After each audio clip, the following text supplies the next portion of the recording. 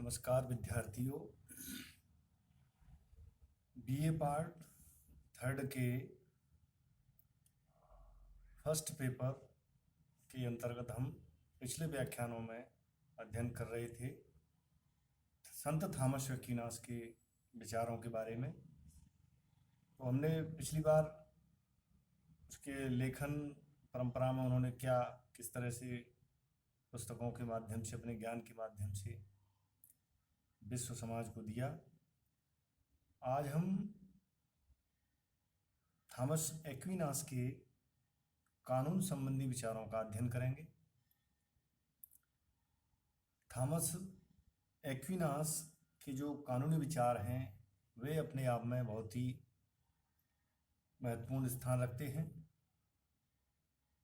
मध्ययुग का अरस्तु मानने के ही कारण कहीं न कहीं इनके विचारों में जो इन्होंने बताया था, पहले हमने जो अध्ययन की दृष्टि से देखा था कि कानून के शासन की बात करते हैं, जो कि अरस्तु के संवैधानिक वर्गीकरण जो किए थे उनमें इसके दर्शन हमें मिलते हैं। तो उसका ही आधार इनके विचारों में छुपा हुआ है। देखिए, एक्विनास ने कानून संबंधी विचार प्रकट करने से पहले प्लेटो, अरस्तु, सिसरो, आंगस्टाइन तथा यूनानी दार्शनिकों और रोमन विधिवेत्ताओं की कानून संबंधी विवेचनाओं का सूक्ष्म अध्ययन किया।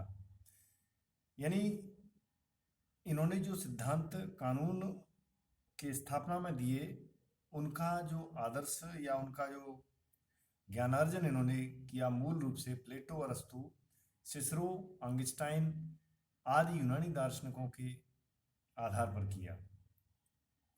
एक्विनास ने कानून के संबंध में संसार को नए विचार प्रदान किए। इन्हीं कारणों से, इन्हीं विचारों से हॉब्स तथा लॉक ने अपने विचारों का विकास किया और इसी कारण उन्होंने राजनीतिक दर्शन के इतिहास में ख्याति प्राप्त की। हरमोन विद्वान के शब्दों में एक्विनास का मूल उद्देश्य कानून के सिद्धांत का विकास करना था। अपने इसी कार्य के लिए वह राजनीतिक दृष्टि से सबसे अधिक प्रसिद्ध है। एक्विनास ने अपने कानून के सिद्धांत में ईश्वर, प्रकृति और मनुष्य के संबंध स्थापित करने का प्रयास किया है। उसने विचार व्यक्त किया कि राज्य के कानून स्वाभाविक और सार्वभौमिक व अपरिवर्तनशील होने चाहिए। वे विवेक पर आधारित और सामंजस्य या समाज के हित के लिए होने चाहिए।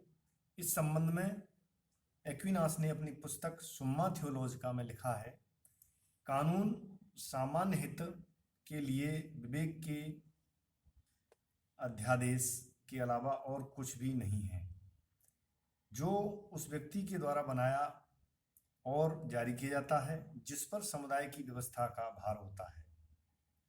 तो इनकी प्रख्यात पुस्तक सुम्मा थियोलॉजिका में ये लिखा है इन्होंने। इस प्रकार एक्विनास ने कानून के संबंध में यूनानी और रोमन विचारधाराओं का समन्वय करके कानून की एक नई अवधारणा प्रस्तुत की है। इस परिप्रेक्ष्य में पॉलिटिक्स ऑन किंगशिप और सुम्मा कंट्रा जेंटाइल्स आदि प्रासंगिक हैं। डनिंग ने लिखा है, प्रसिद्ध विद्वान डनिंग हुए हैं। इस संदर्भ में उन्होंने बताया कि एक्विनास ने कानून को एक ही साथ प्रयोग का परिणाम और किसी व्यक्ति विशेष की इच्छा की अभिव्यक्ति के रूप में परिभाषित किया। इस तरह से डनिंग का जो विचार है वह अपने आप में बहुत महत्वपूर्ण स्थान रखता है। यानी किसी भी व्यक्ति विशेष की इच्छा की अभिव्यक्ति के रूप में परिभाषित किया है कानून को एक साथ विवेक के परिणाम के आधार पर।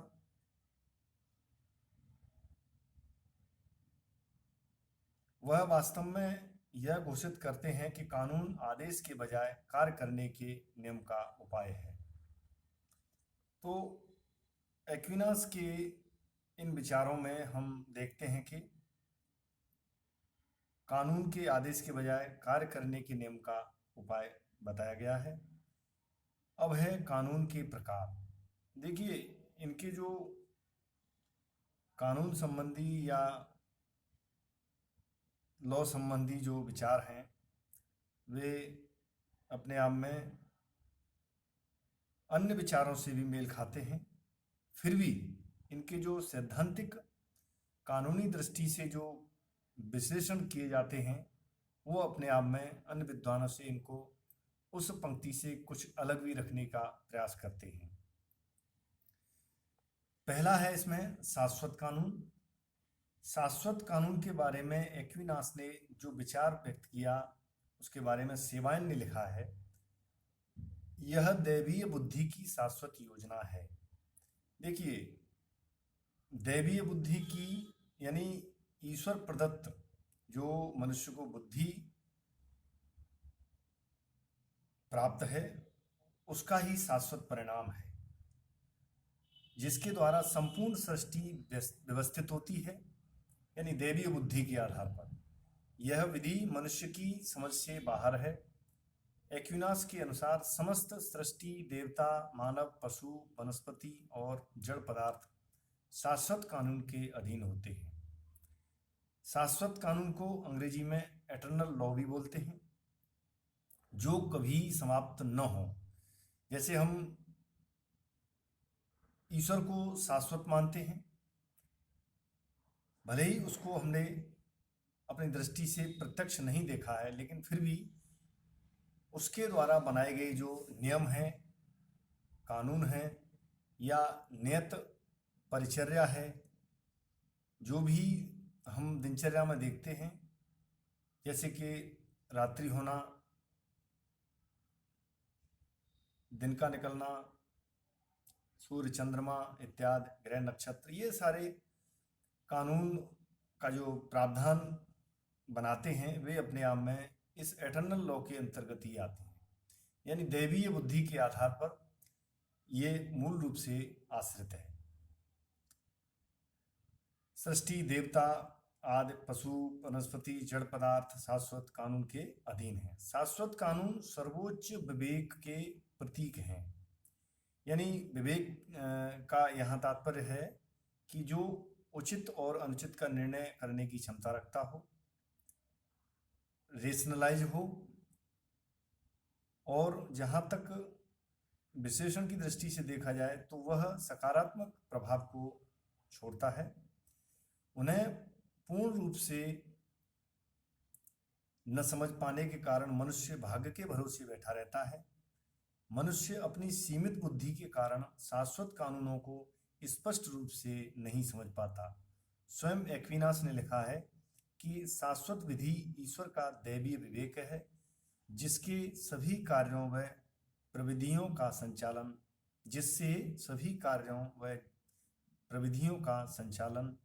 गतिविधियों का संचालन किया जाता है, यह स्वयं सत्य है।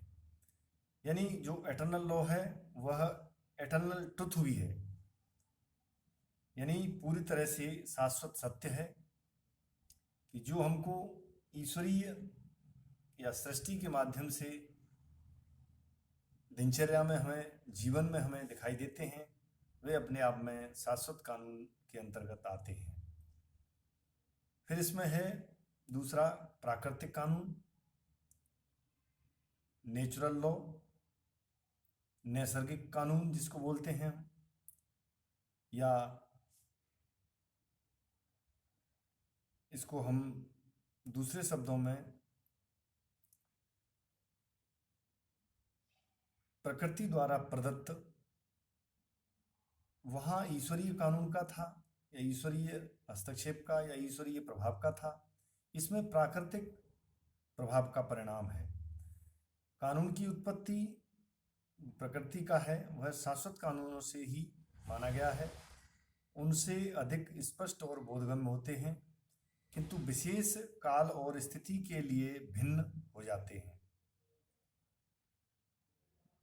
प्राकृतिक कानून विश्व की सभी वस्तुओं में समान रूप से व्याप्त हो सकते हैं, यदि चाहे मनुष्य वह मनुष्य का ही रूप हो या पशु का हो या जीव चराचर का हो या वनस्पति, सभी में कुछ बातें समान रूप से पाई जाती हैं, जैसे आत्मरक्षा की प्रकृति, आत्मरक्षा की प्रवृत्ति, संतान की इच्छा, समाज में रहकर जीवन बिताने की इच्छा आदि बातें प्राकृतिक कानून से संबंध रखती हैं। तो थॉमस एक्विनास के जो कानून संबंधी विचारों में यह शाश्वत कानून और प्राकृतिक कानून अपने आप में स्पष्ट करने पर यह पता लगता है कि शाश्वत कानून का ही प्राकृतिक कानून कहीं न कहीं परस्पर लगा हुआ कंसेप्ट है। तो आज के लिए हम इतना ही, अगले टॉपिक में हम इसको आगे फिर बढ़ाएंगे। धन्यवाद।